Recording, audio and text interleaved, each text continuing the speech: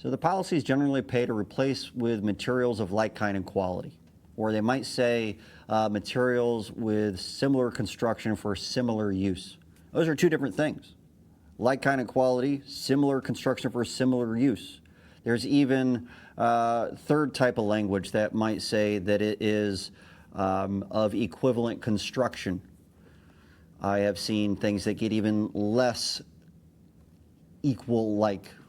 There's different language in different policies. What does it mean to be like kind and quality? Well, if we're talking about kind, let's talk about asphalt shingles again. If we're talking about kind of shingles, is all asphalt shingles the same kind? Are they all asphalt shingles? Is a Grand Manor the same as a Glassmaster, or is that both the same kind of shingle? Or are the kind of shingles architectural shingles, 3-tab shingles, shingles, or tiger stripe types, faux laminates? Are those the kind of shingles? I can be very broad in what I say is a kind of shingle, or I can be very narrow in what I say is a kind of shingle. Kind of shingle being very narrow would be like a shingle, whatever it's described as, a faux laminate. An Atlas Chalet is a faux laminate 3-tab shingle. It is very different from an architectural shingle. It's very different from a regular 3-tab. So that is a very narrow interpretation of the word kind. Very broad would be all asphalt shingles. So because I can define it both ways, it's considered to be an ambiguous statement. What way should it be for the policyholder who didn't write the policy?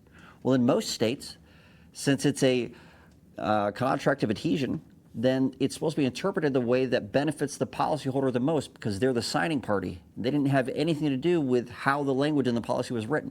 So like kind of quality effectively becomes a matching clause. They will pay for exactly the same thing. But if that exact same thing doesn't exist anymore, then like kind and quality can't be achieved if that's the way it's defined. So then it becomes, oh, how close to the same kind and the same quality of material can I get? Similar construction for similar use seems to be a little bit less strict than like kind and quality because it's similar. It's not exactly the same, but it's close. And so this kind of language starts to get used. The key to this is there matching language in the policy? It'll say something to the effect of, we do not owe for replacement of undamaged materials due to differences between the new materials used to replace the damaged materials, differences of color, size, texture, dimensional differences, obsolescence, discontinuation, fading, oxidation, all these different listed things. And it's going to be different from one policy to the next. There's a key word that's in this that most people miss. That word is used. The difference between the new materials used to replace the damaged materials. Used is past tense. It means it happened. They replaced the shingle with a new one. And now there's a mismatch between that shingle that was used and the rest of the roof that wasn't already replaced. So now there's undamaged materials next to brand new materials already on the roof. That's significant because that means that a repair was possible to begin with. If you could not make a repair because there was something that wasn't compatible, available, or the roof was not in a repairable condition, and in order to make repairs, you ended up replacing all these additional damages that were unavoidable, so you effectively replace the whole thing.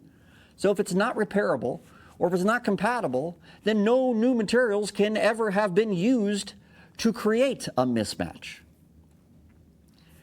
So everything starts with compatibility and repairability. And matching is a pointless thing to worry about. If there is something compatible and the roof is in a repairable condition, now you start to worry about whether or not there's anti-matching clause in the policy. Does that make sense? Because until you can actually make a repair, none of this matters because nothing was used.